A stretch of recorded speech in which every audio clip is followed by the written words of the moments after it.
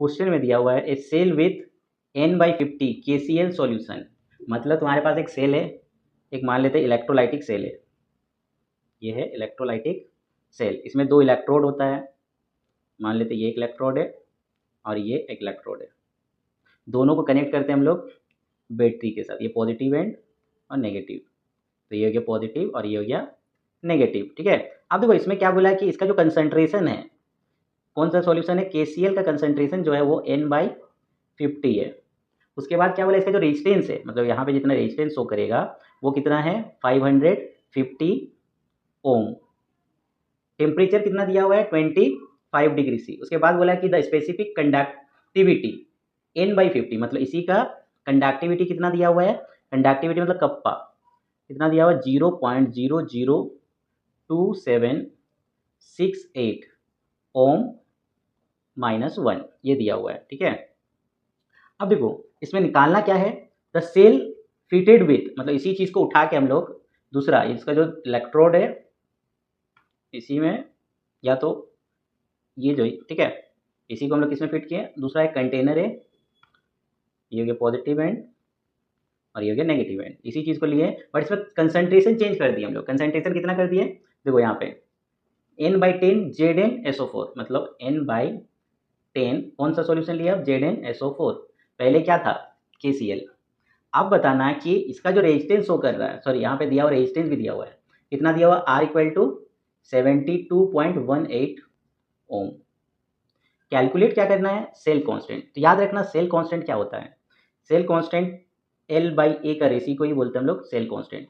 L का मतलब होता है लेंथ बिटवीन 2 इलेक्ट्रोड, ये इलेक्ट्रोड से यहाँ का लेंथ L, और A का मतलब होता है एरिया ऑफ इलेक्ट्रोड।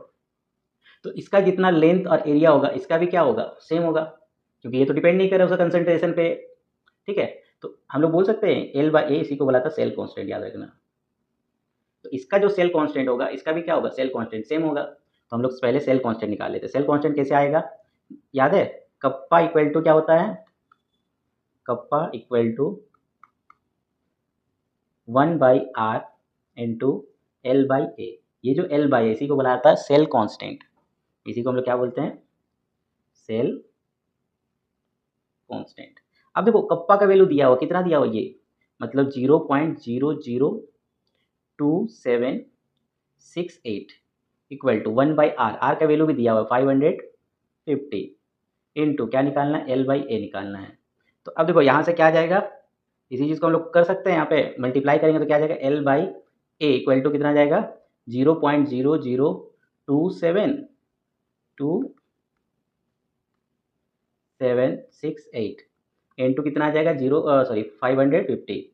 550। जब इसी चीज़ को हम लोग मल्टीप्लाई करते हैं तो इसका वैल्यू आता है 1.52 यूनिट, क्या हो जाएगा ओम सॉरी इसमें लेंथ निकालने वाला ना, रेशियो निकालेगा तो इसका कितना आ जाएगा 52 सेंटीमीटर -1।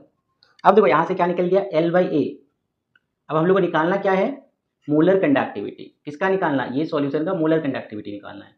तो मोलर कंडक्टिविटी निकालने का फॉर्मूला क्या था, λm equal to kappa into 1000 divided by m।